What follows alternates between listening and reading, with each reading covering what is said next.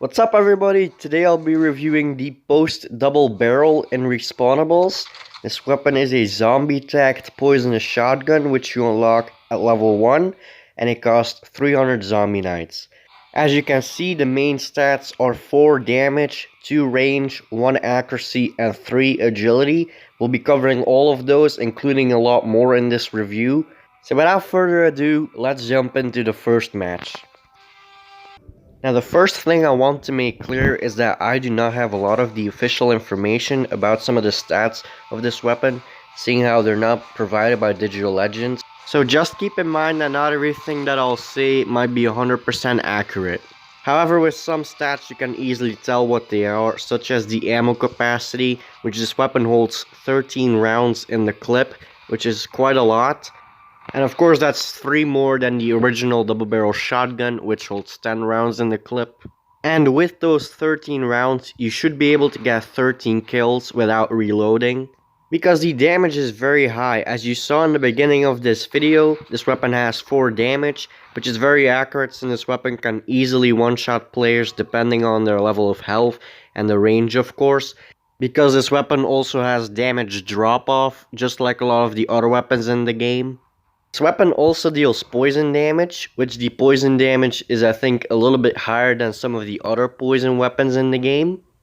This weapon also shoots pellets of course, since this is a shotgun and most shotguns shoot pellets, but the pellets are really the thing that deals the poison damage, so they prioritize the green shotgun icon over the purple one in the weapon select screen. The weapon's range is pretty good. It's not so far that it can shoot anywhere across the map, but it's definitely capable of reaching long range targets. Do keep in mind that your impact damage is massively reduced, but your poison damage stays the same regardless of what range you shoot at. The accuracy is also pretty good. Most of the time the rounds go exactly where you're aiming at. However, sometimes one of the rounds might go in a completely different direction, which I call the shotgun inconsistency. I might have a separate video about that at some point in the future.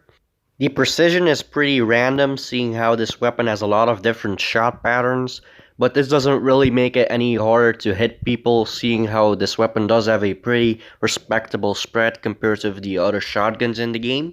And here's the first tip that I'll give you with this weapon. Do not equip any accuracy increasing gear because it will do nothing for this weapon. It will not make the pellets closer to each other, so it doesn't reduce your spread.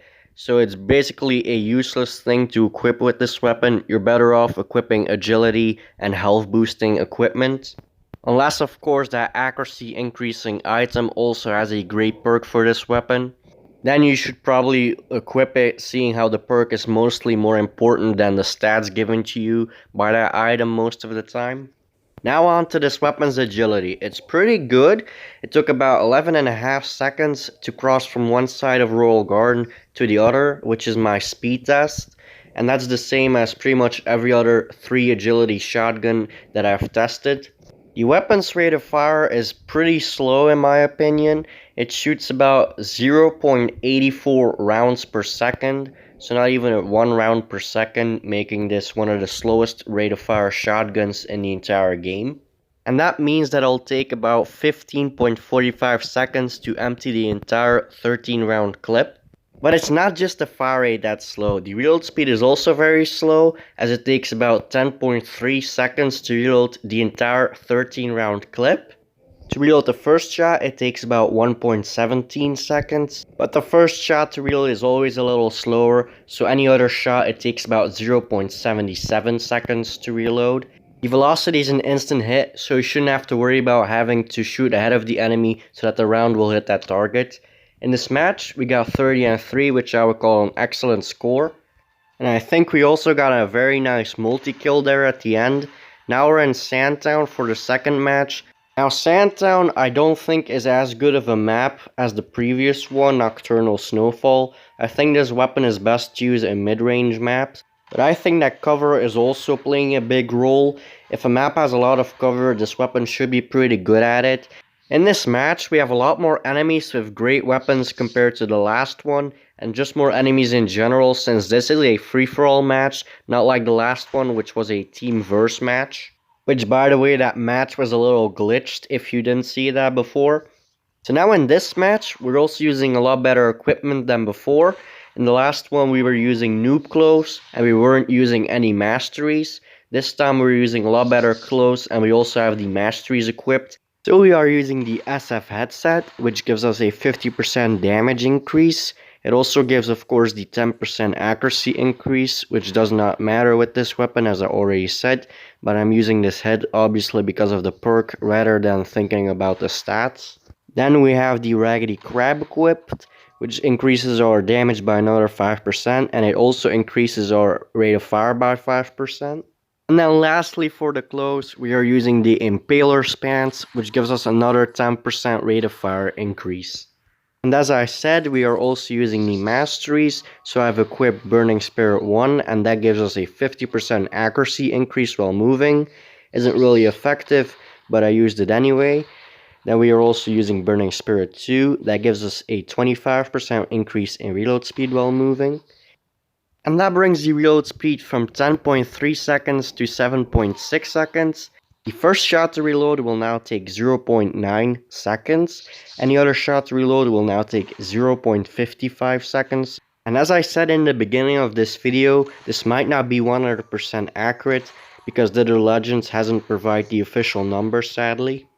Moving on, we also have Burning Spirit 3 equipped, and that increases our rate of fire by 25% while moving.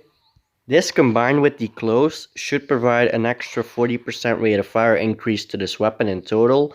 However, I only found about 11% rate of fire increase with this weapon while equipping both the clothes and this Burning Spirit. So now it shoots about 0.94 rounds per second, which is still pretty slow. Now the 25% increase in reload speed while moving does work very effectively, just about 25%. Now the rate of fire one from Burning Spirit 3 does not work at all. And the clothes have the exact same problem as well, so I hope Digital Legends fixes this in a future update. Now as you can see, I just respawned, and what I want you to do now is to count how many kills I'll get before I die again, as I'll go over the few masteries we have left. So we have Glass Cannon left, and that increases our damage by another 100%, which is a very nice buff to the weapon alongside with the other damage increasing items that we have. And they also increase your poison damage, not just your impact damage. And finally we also have Zombie Bull equipped, which isn't really a buff to the weapon, but it just gives our health back that Glass Cannon takes away. Now it also takes, of course, away our automatic regeneration. Now look at this multi-kill right there. So that's the first guy, I already shot him. Now I killed one guy, there's a second guy, the third guy, combined with that fourth guy from before, that's a multi-kill. So as you can see right here, there were 3 people in that area and I killed them all.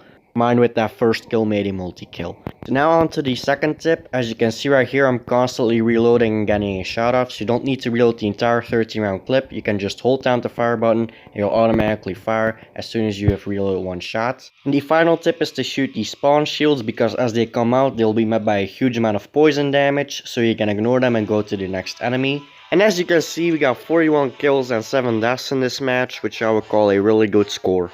So now on to my final opinion about this weapon. I really do like it quite a bit. I think it's a pretty overpowered weapon. You really don't need that much skill to use it, in my opinion. You just need to make sure that when you fire, the round needs to hit its target, because it will take a long time before you can fire that next shot. I don't really like that it shoots a sort of bullet-like projectile, which is also the same with the original double barrel shotgun. And that means that enemies can see where the round is coming from, so they can spot you a lot easier, which is obviously not what you want, while with most other shotguns this is not the case. Again, I think this weapon is best to use in mid-range maps, or at least maps with a lot of cover.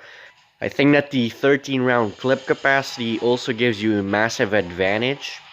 Now I like that this weapon is unlocked immediately at level 1. Now it does cost 300 zombie knights, which is kind of expensive, but comparing that to the average cost of a zombie weapon at 320 zombie knights, this one is a little bit cheaper at least. Finally, I also like the way this weapon looks and the animations in game. Now the sound for this weapon is pretty much the standard shotgun sound that you hear with a lot of the other shotgun weapons in the game. But anyway, I hope you enjoyed this video. Let me know what you thought of it, whether you like or a dislike, and some feedback in the comments. If you'd like to support me and my channel, please consider subscribing, sharing this video and my channel with anyone who you think likes this type of content. That's it. That's all. Bye.